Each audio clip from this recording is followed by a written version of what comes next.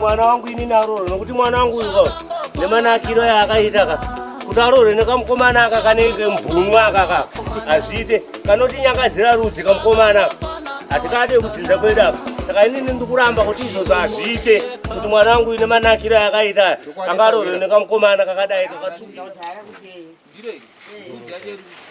mbudzi inogona kutera ukwanisa kuenda nazo zvese mbudzi ngayo izvezvi so nditoenda mbudzi yoda kutoona iri kutera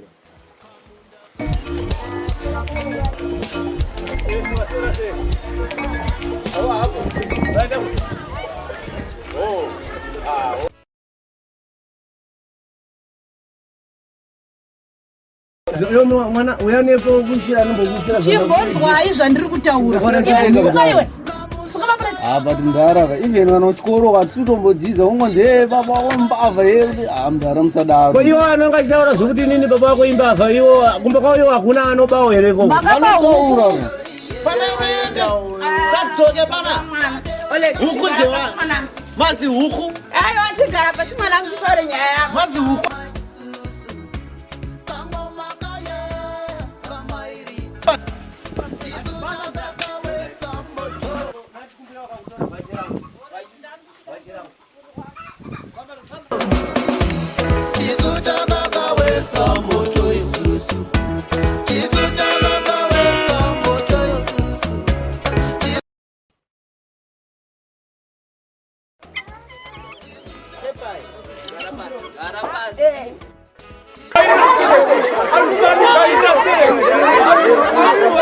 musikana we makaramba ruwa makaramba dari kuona kuti chiyo kuti ole sajaira ajera kuti ajera kumuisa iwa asikana wake wacho nari kumbala vese vangani vasikana wake uyu ndio abvuma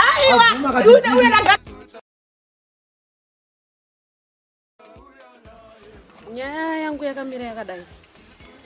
Mwana wangu anodanana nemukomana uyu anonzi Olex. Ari kutoti ane pamuwiri pemukomana.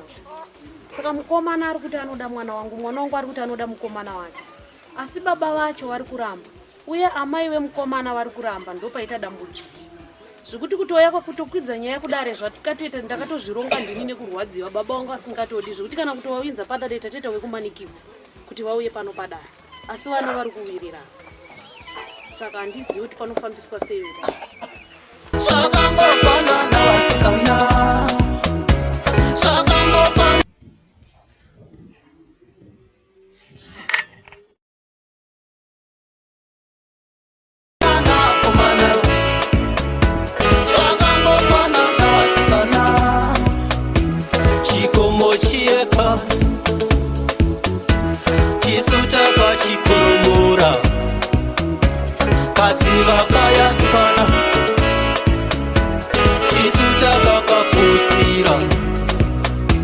Kamunda kaya komana iri Kisuta kakarima